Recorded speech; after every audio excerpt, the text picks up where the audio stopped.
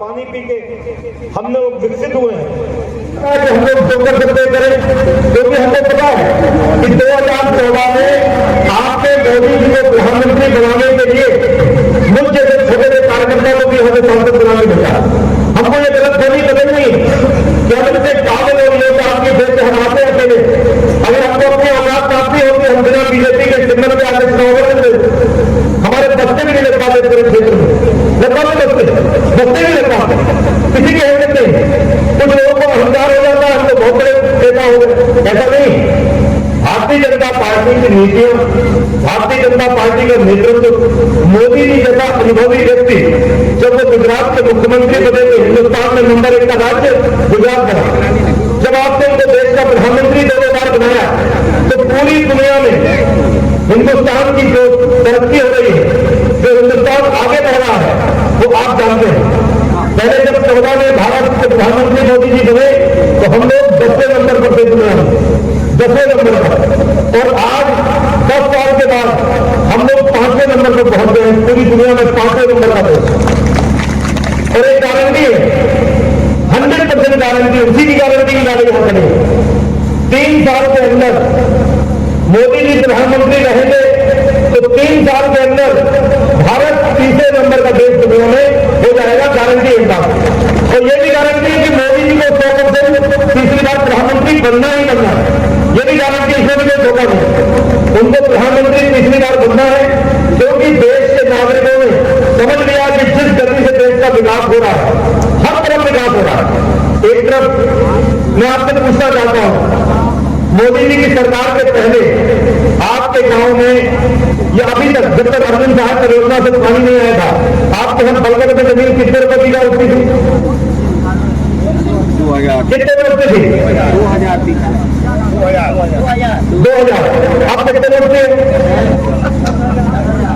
10,000 में नहीं होगी।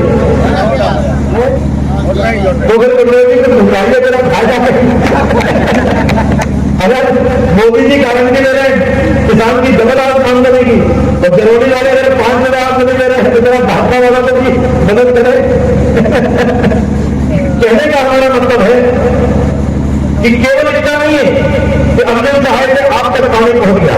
मैं आपको एक बात बताना चाहता हूं, अभी केन और बेतवा 2 नदियों को जोड़ने की बात हो रही है। कितने लोगों को पता है? आप बताइए तो, सब लोगों को पता है? आप पीछे करें। अपने बुंदेलखंड की 2 नदियां हैं, केन भी बेतवा भी। केन नदी में बाढ़ आती है, तबाही मचाते हुए पूरे लाखों हेक्टेयर जमीन फसल चौपट करते हुए गांव बिगाड़ते हुए, नदी किनारे कटान होते हुए सैकड़ों हजारों हेक्टेयर जमीन मिट्टी बह करके नदी में मिल जाती है। केन नदी का पास तो चौड़ा हो रहा है, गांव की कदर बोलते हैं से वो टूटती जा रही है, अनेकों प्रकार के नुकसान हो रहे हैं। अभी हम लोगों ने बहुत समय से बात कर रही थी देश की नदी जोड़ने की, आपने मेरे सांसद बना के भेजा। हमको लगा कि जब मोदी है तो मुमकिन है, मोदी जी है तो कुछ भी हो सकता है, तो हमने उसको प्राइवेट मेंबर बिल लेकर के हमारे संसद में सांसद के नाते 9 महीने उस पर चर्चा करी, और जब चर्चा करी तो हमको भी पूरा विश्वास नहीं था कि हम लोग सफल होंगे। लेकिन हमको लगा कि भाई जब मोदी जी है तो कुछ बड़ा मांगा जाए, एक छोटे छोटे काम मांगे जाए, उससे कोई मतलब नहीं है। जब भारतीय जनता पार्टी की सरकार ने अटल बिहारी वाजपेयी से पूरे देश में गांव गांव को सड़क से जोड़ दिया था, मोदी जी ने गांव गांव में घर घर में बिजली पहुंचा दी, इस बार तीसरी सरकार ने घर घर में पानी पहुंच रहा है नल से। तो हमको लगा जब इतने बड़े बड़े काम हो रहे हैं तो छोटे काम मांगने की जरूरत नहीं है, छोटा काम तो हो जाएगा, अपने बुंदेलखंड के लिए कुछ बड़ा काम मांगा जाए। तो हमने कहा कि देश की दुनिया सरकार बोलना चाहती है, अटल जी का शब्द था, तो हमारा बुंदेलखंड सबसे सूखा क्षेत्र है। सबसे पहले हिंदुस्तान में अगर कहीं पे 2 नदी जोड़ी जाए तो वो हमारे बुंदेलखंड में जोड़ी जाए। केन नदी का बाढ़ का पानी नहर बना करके बेतवा नदी में ओरछा में डाला जाए, और रास्ते में जो करीब 250 किलोमीटर की नहर बनेगी, जितने भी बंदे तालाब हैं उन सब में नहर ले जाकर वो सबको बंधों को तालाबों को लगातार भरा जाए। तो हमने कहा मांग तो रख रहे हैं, लेकिन हमको देखा कि हमारे सामने मांग पूरी होगी नहीं। हालांकि हम मांग को पटरी पर ले आएंगे, लेकिन भला हो देश का, भला हो बुंदेलखंड का।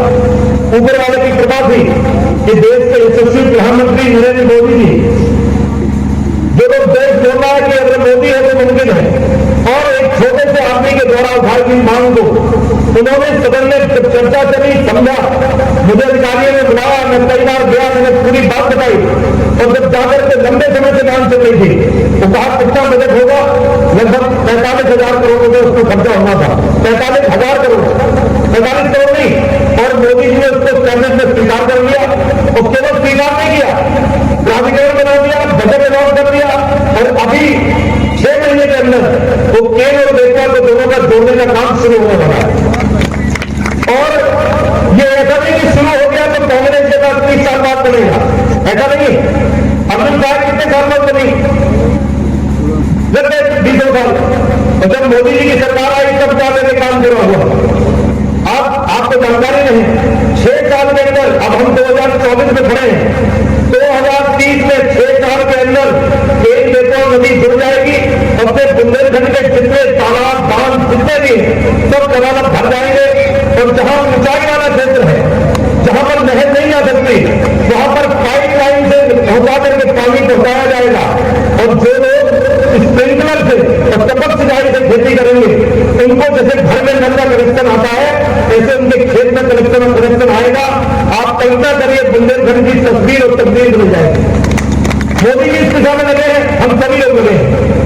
मोदी जी ने आपको घर दिया, घर में आपको शौचालय दिया, बिजली भी दी, नल भी दिया, आपको भोजन के लिए माता जी को लकड़ी से ढूंढने पड़े, गैस का सिलेंडर भी दिया।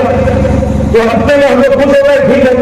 लेकिन मोदी जी ने खुद सोचा कि गरीबी बहुत बड़ी चीज है, सब कुछ मिल गया लेकिन राशन का डब्बा खाली है, आटा की टीम में आटा नहीं है तो कैसे काम करेगा। तो उन्होंने देश के 80 करोड़ लोगों को फ्री में राशन देने का काम किया, तो घर में राशन नहीं मिला। हम लोग उससे बहुत प्रसन्न हुए, पूरा देश प्रसन्न हुआ। और मोदी जी के मन में आया कि अगर दुर्भाग्य से इस घर में रहने वाला कोई भी व्यक्ति अगर बीमार हो गया, चाहे बुजुर्ग हो चाहे बच्चे हो, और अगर इलाज कराया तो घर हम दे रहे हैं, बड़े श्रद्धा के साथ दे रहे हैं, अपनेपन के साथ दे रहे हैं। उनका एक घर बिक जाएगा, जमीन रहने लग जाएगी, बेटे की पढ़ाई नहीं हो पाएगी, बेटी की शादी नहीं हो पाएगी। इन सब चीजों को सोचते हुए मोदी जी ने 5 लाख रुपए का निःशुल्क इलाज कराने के लिए आयुष्मान भारत का काम देने का काम किया। आपको मैं बात ज्यादा नहीं बताना चाहता, अंत में केवल एक बात कहकर अपनी बात पूरी करता हूं। आगे भी हम लोगों को अभी इमलिया जाना है, मोरिया गलिया, वहां पे कार्यक्रम चल रहा है, दंगल हमारे मदन नागपुर जी का बार फोन आ रहा है। मैं आपसे अनुमति लूंगा, अंत में केवल एक निवेदन करके मैं अपनी बात पूरी कर रहा हूं। जनवरी के सभी सम्मानित लोगों के बच्चों में एक निवेदन करता है, मोदी जी को जो काम करना है वो पूरा कर देंगे, योगी जी को जो काम करना है वो भी पूरा कर देंगे। तुमको अपने घर की चिंता नहीं, तुमको अपना कोई घर नहीं, तुमको अपने देश के 6 करोड़ गरीबों के घरों की चिंता है जिसके ऊपर पक्की छत नहीं है, जिन तक सुविधाएं नहीं।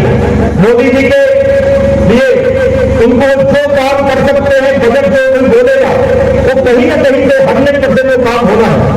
लेकिन अगर गांव में आपसे मैं निवेदन कर रहा हूं, अगर हम लोगों ने किसी को कोई सुविधा मिल रही है और किसी सुविधा से उसको वंचित रखने का काम किया, हम लोगों ने पार्टी बंदी में, जातिवाद में,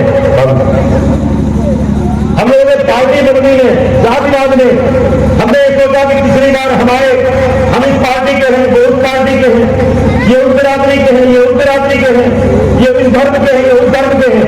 अगर किसी भी धर्म का, किसी भी जाति का, किसी भी पार्टी का, किसी भी आदमी का अगर कोई अधिकार छीनने का काम अगर हम लोगों ने किया तो ईश्वर हमको आपको कभी माफ नहीं करेगा।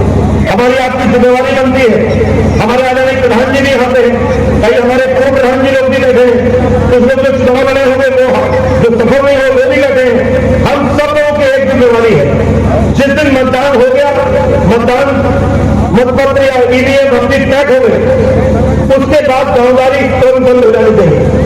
चुनाव प्रचार तक तो गांवदारी समझ में आती है, लेकिन परिणाम खुलने के पहले हमको सबका उद्देश्य एक होता है, एक हो जाना चाहिए। अपने बुंदेलखंड में एक कमी है, सरकार ज्यादा काम कर रही है, हम लोग कामों को रोकने का काम कर रहे हैं। हम लोग कहते हैं खड़ा पार्टी का, इससे हमारा विरोध हो जाता है, इससे हमारा मुर्दाबाद का नारा लगाया, इससे हमारा जिंदाबाद का नारा लगाया, इसके घर में उस रंग का झंडा है, उसके रंग में उस रंग का झंडा है।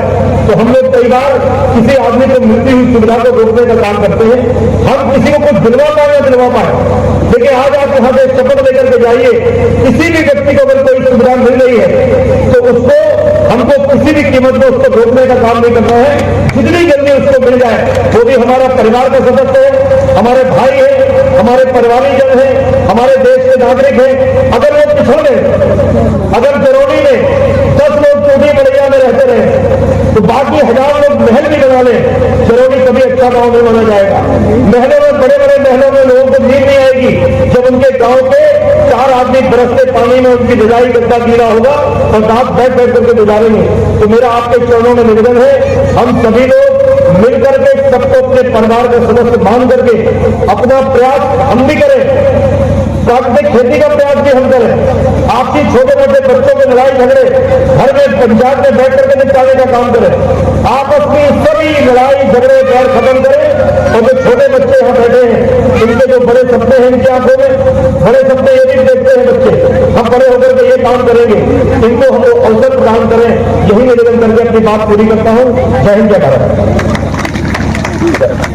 हम शपथ लेते हैं कि भारत को 2047 तक आत्मनिर्भर और विकसित राष्ट्र बनाने के सपने को साकार करेंगे। हम शपथ लेते हैं कि गुलामी की मानसिकता को जड़ से बाहर फेंकेंगे। हम शपथ लेते हैं कि देश की समृद्ध विरासत पर गर्व करेंगे। हम शपथ लेते हैं कि भारत की एकता को सुदृढ़ करेंगे और देश की रक्षा करने वालों का सम्मान करेंगे।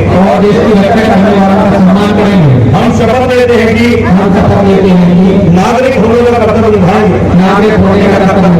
भारत माता की जय।